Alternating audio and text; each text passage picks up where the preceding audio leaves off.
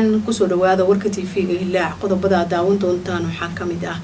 madaxweyne Xasan Sheekh Maxamuud ayaa ka tacsiyay geerida Suldaan Axmed Rashiid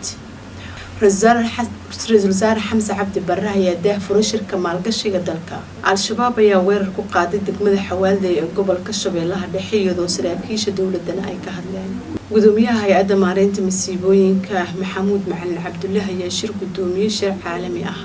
gudoomiyaha gobolka Banaadir Yuusuf Xuseen Jimcaali Madaala ayaa xarig ka jaray xarunta howlgallada degdega caafimaadka gobolka Banaadir Djibouti ayaa ka hadashay safgaradkii Itoobiya iyo Somaliland iyadoo Somaliland arrintaasi ay ka jawaabtay gudoomiyaha golaha shacabka iyo wafdiga kula socda ayaa shir uga qayb galay dalka Turkiga faahfaahin dheeri ah ayaa ka soo bixisay duqeyn ka dhacday deegaano ay ku sugan yihiin Al-Shabaab oo ka tirsan